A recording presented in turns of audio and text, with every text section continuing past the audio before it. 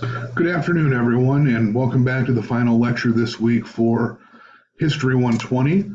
I want to talk about the Haitian Revolution today and what it means for America, because there are a couple of meanings, a couple of items we can derive from this that are very important for American history and the period that we're studying this semester. Essentially, the Haitian Revolution has its roots in the French Revolution. Haiti, or Santo Domingo as it was known in the 18th century, was a French colony established for the production of sugar. Sugar was one of the first great industrialized items coming available in the 18th century. It created new fortunes. It spread cheap sugar around the world, and I try to imagine your life without sugar, and you can now understand the broad, wide-ranging impact of the sugar revolution that swept the world following the discoveries of America. The French Revolution, in its attempt to throw off Louis the King and bring about a change in society, in French society, sparked a movement for separation by the population of Santo Domingo from their French colonial control. If we're fighting a revolution in France for freedom and independence, why can't the colony be free and independent of France? What started out as a rebellion against French rule will quickly become a slave rebellion. At the beginning, in the 1790s of this rebellion, there were approximately 40,000 whites living on the island of Santo Domingo and nearly 500,000 slaves, with another 40 or 50,000 free African Americans or free mulattoes living there as well. The slaves outnumber the whites more than 10 to 1. They're the reason the sugar is so cheap. Slavery provides a low cost labor input that reduces the end cost of sugar. It increases your profit margin. You can't make sugar profitably having to pay a worker. Slavery in the Caribbean was the harshest form of North American slavery in or near the North American landmass, pardon me. If I remember correctly, the average lifespan of slaves brought to the island of Santo Domingo was just over 2 years, just shy of 3 years. And part of that's because they did not bring women to Santo Domingo by and large. They only wanted to bring in male slaves to do physical labor. Female slaves were not seen as having the physical strength or stamina required to do these tasks, and as such, to be brutal and blunt, the island of Santo Domingo did not have a slave population capable of reproducing itself. They were not capable of having children to replace those who died of disease or overwork or abuse, and so they were constantly importing new slaves. There's a lot of resentment built up in the slave population, and we will see the push for a separate Santo Domingo quickly devolve into a slave revolt that will nearly wipe the white population of Santo Domingo out. In response, Napoleon, when he is first consul in the late 1790s, early 1800s, is going to send 30,000 troops to Santo Domingo to put down the revolution.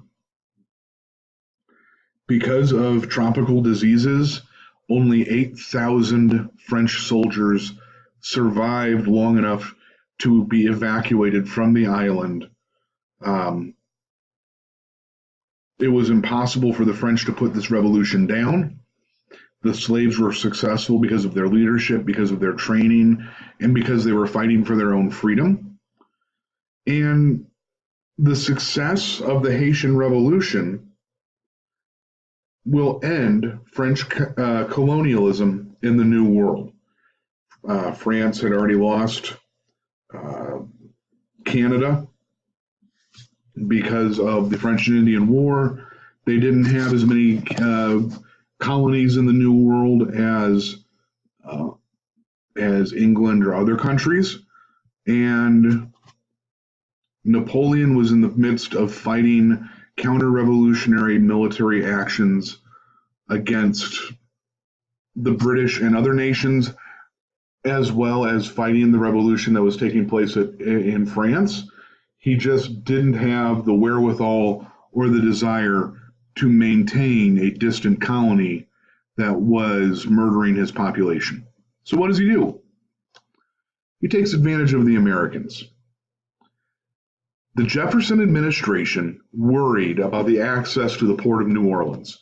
If you look at a map of the United States, the Mississippi River is the extreme western limit of American colonization in the early 19th century. It also cuts the continent in half and provides a means of water transportation that will flow downriver. It doesn't take excessive toil to go downriver. You can just float down if you need to. It gives you access not just to global markets, but an easier means of moving goods out of the Midwest and into the East Coast.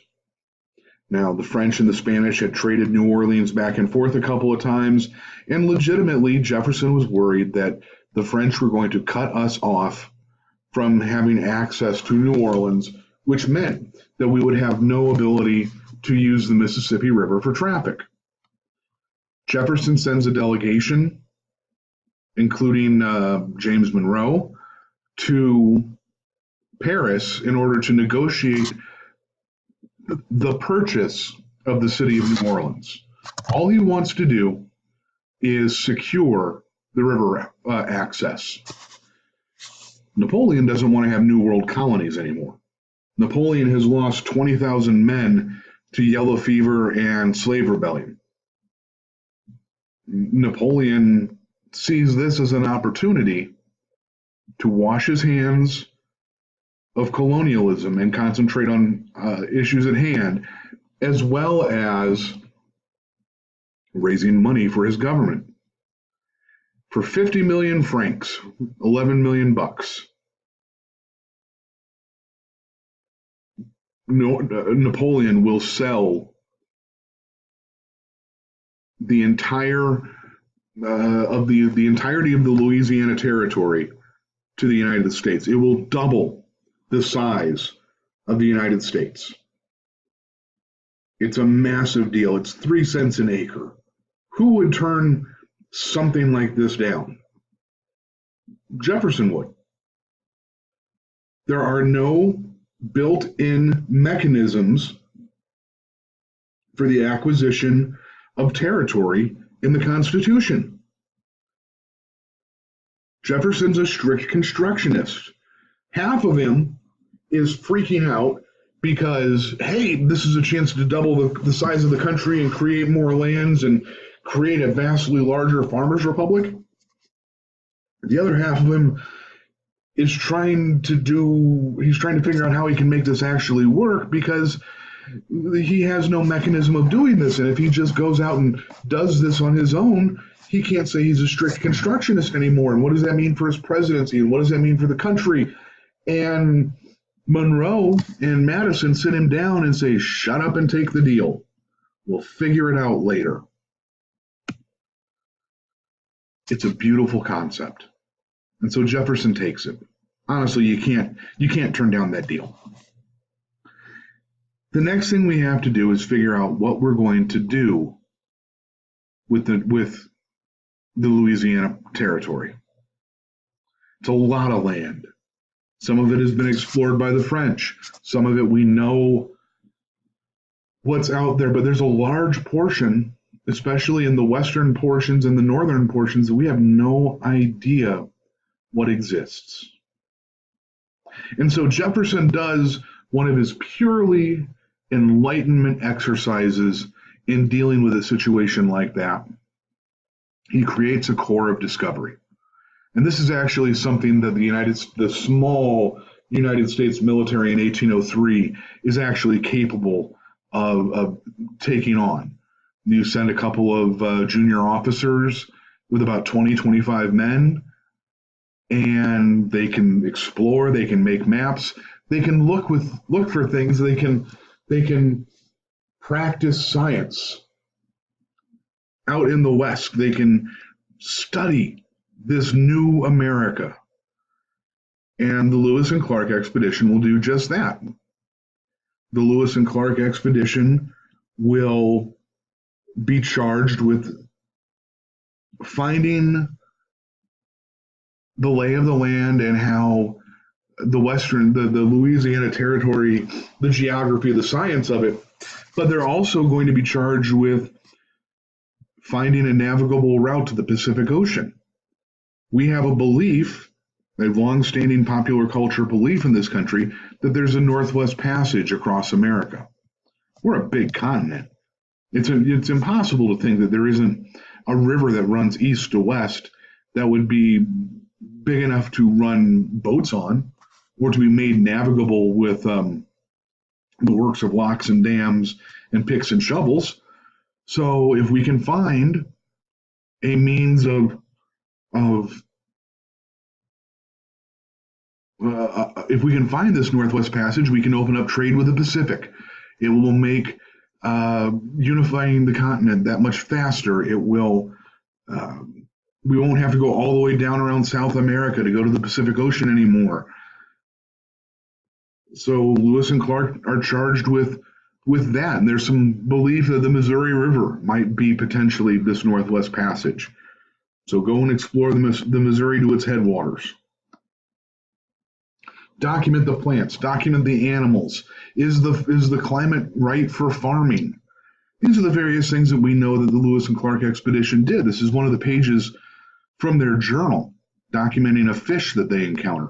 They'll send back thousands of samples to Jefferson, who as an Enlightenment scientist and theoretician is just happier. He's happy as a clam every time he gets a box from Lewis and Clark. They send him a live prairie dog. They send him a vial of Missouri River water that he keeps on his dining room table at Monticello so that he can show guests water and sediment and dirt from the great Missouri River so far away. They also need to answer other questions about America. What's out there?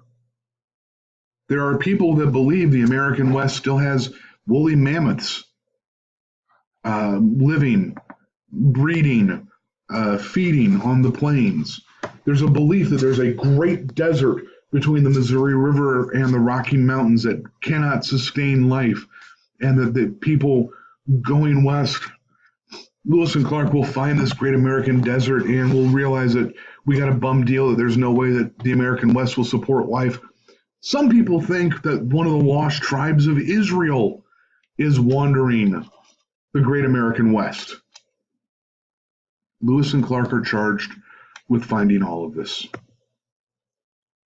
So that's the scientific, beautiful result of the Louisiana Purchase. It doubles the size of our nation. We get Lewis and Clark doing science for science's sake, understanding the world of the American West. We can go to the Missouri River. We can go to places like Spirit Mound, just outside of Vermilion, South Dakota, and stand in the places where Lewis and Clark saw bison and elk and grass as far as the eye could see. But there's another effect.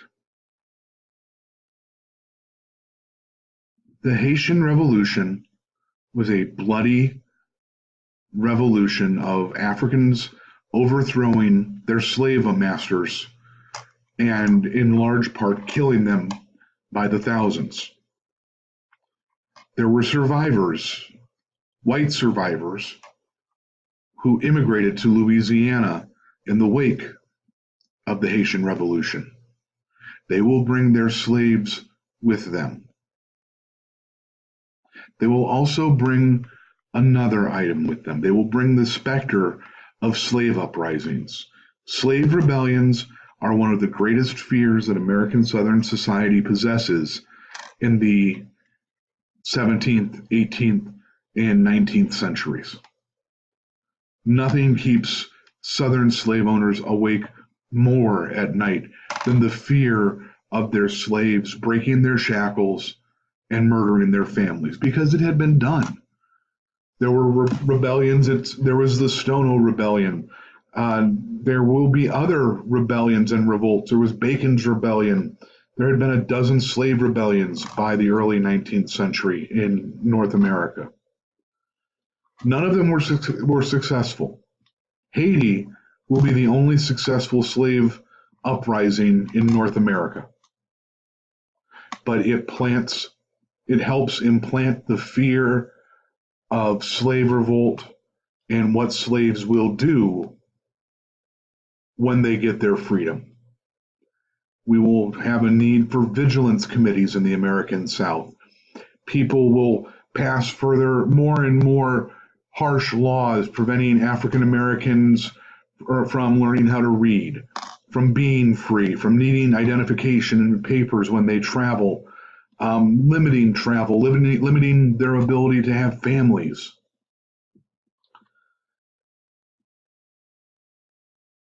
A lot of this is sparked by the fear. It shows the deep cultural impact of the fear from the Haitian Revolution. I want to thank everybody for your attention today. If you have any questions, please drop me an email and let me know. Otherwise, I will get another lecture up on Monday, and we will go forward from here. I hope you guys have a great weekend.